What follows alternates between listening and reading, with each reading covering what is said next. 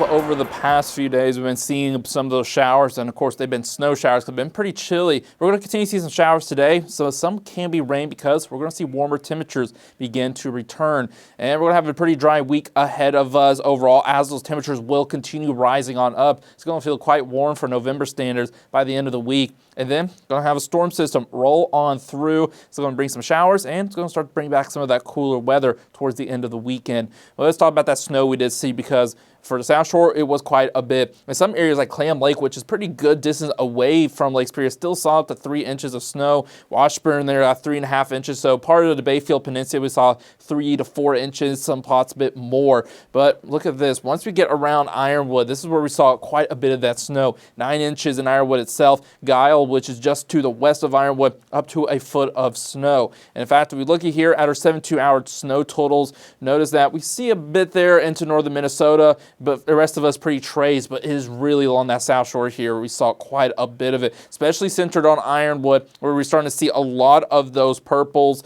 in there and even a bit of the maroon colors. That's where we're getting over half a foot and getting up to a foot of snow. So quite a bit for the South Shore. It's really the first time this year we really saw substantial lake effect snow make its way through. That's just going to continue as we head into winter, especially early winter. Now looking at the satellite in radar, had that snow make its way through overnight, had another band of snow, but behind it we're mostly just seeing a few isolated showers in northern Minnesota, while we're also starting to see some sun finally make its way out as well. As we pull this forward, notice that in northern Minnesota, once again, this is where we're going to be seeing it early on, it looks like, especially into the Arrowhead, where we could be seeing some rain, but also some snow, depending on the temperatures. It looks like it's going to stay a little bit cooler in the Arrowhead, allowing for it to mostly stay snow. Once we get later on, we start seeing more action in the UP, while the Arrowhead continues seeing some of that snow to rain action overall. So, not going to bring a ton of rain or snow, but some well needed. We are on those drought conditions.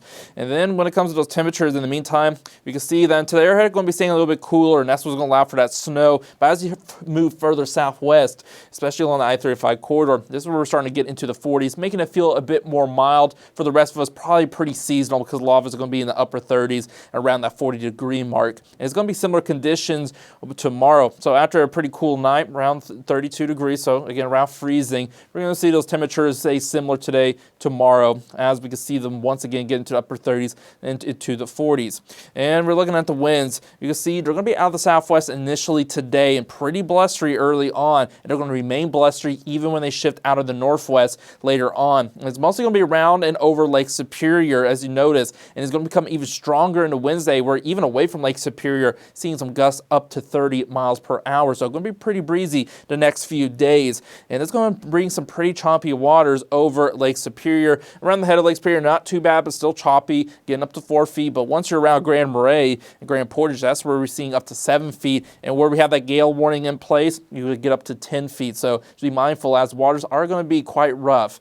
And you notice that the temperatures are going to be warmer today and tomorrow compared to this weekend, despite the northwest winds we're going to be having. And part of the reason is of a phenomenon called Chinook winds. Now, this occurs over the Rockies, is those downslope winds that make this kind of warm bubble you're seeing just on the east side of the Rockies. But that can impact here in the Northland when we do have those west to northwest winds.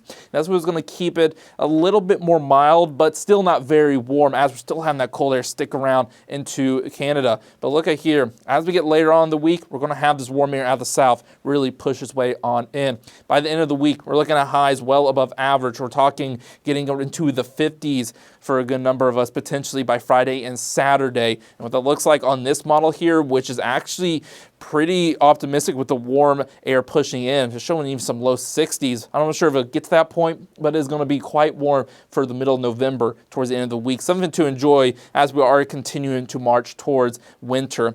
And as we look at our forecast radar going forward, notice during this time it's going to be staying dry. It's going to help that warm up a bit. Starting on Wednesday, we're going to see pretty sunny conditions, and especially Thursday going into Friday, we're going to continue being quite sunny and dry. And it's thanks to this ridge of high pressure we have making its way on through as we head through the week. And that's before we have this. This elongation of this low pressure is because of a cold front passing on through. And it's not just going to bring some cooler air, it's going to bring in some rain as well. As you can see on Saturday, we can see some showers move through. Not a ton of confidence. The models were initially pretty confident, but they're diverging a bit. But it looks like they're likely to still see some rain as we get into the weekend. Maybe a bit of snow on the backside of the cold front as we get into Sunday. And as I mentioned, it's because cooler weather will make its way back in.